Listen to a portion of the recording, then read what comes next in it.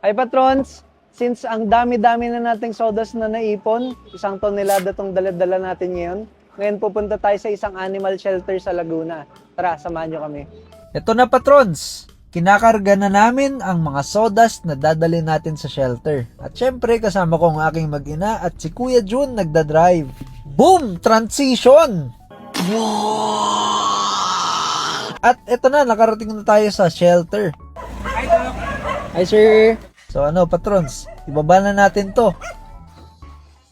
So patrons, nandito na tayo sa animal shelter sa Laguna. Binababa na nila ang 1,000 kilos ng sawdust. Pero bakit nga ba kami nagkakaroon ng ganito karaming sawdust?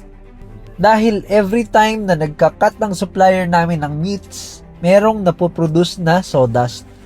And alam nyo ba patrons, for every 15 kilos ng steak, meron kaming 2 kilo ng sawdust na napoproduce.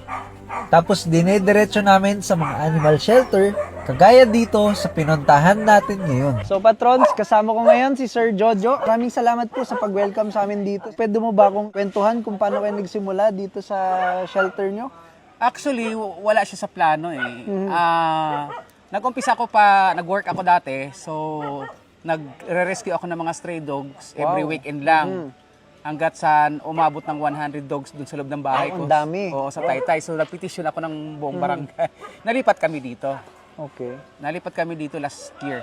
So paano nyo pinapakain silang lahat? Napakaraming aso. Actually, batch by batch. Doon sa loob, first batch, second batch, third batch, fourth batch dito.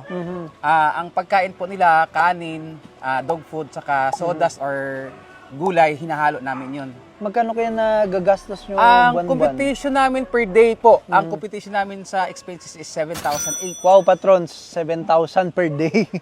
Sometimes, kinakapos kami, not just sometimes, but always, kinakapos sa dami ng pinapakain namin. 862 dogs po lahat yan. Nangingi po kami talaga ng donations para dun sa mga kapwa namin animal lovers, animal advocates. Awa ng Diyos na tutugunan po. Never po silang na-escape ng meal isang araw. Paano ba sila magdo-donate sa God Sanctuary Animal Shelter? Okay, sa mga gusto po mag-donate ng aming mga rescue dogs, mga pusa, mag-donate po kayo sa GCash account ng shelter po. Ilalagay na lang siguro Opo. dito sa screen. Under my name po yun, Florante Lastimado, 0975-5664-495. Okay. Sir, ano po pala yung Facebook page nyo? Pwede God kayo mag-visit Sanctuary. sa Facebook page namin, God Sanctuary for Stray Animals.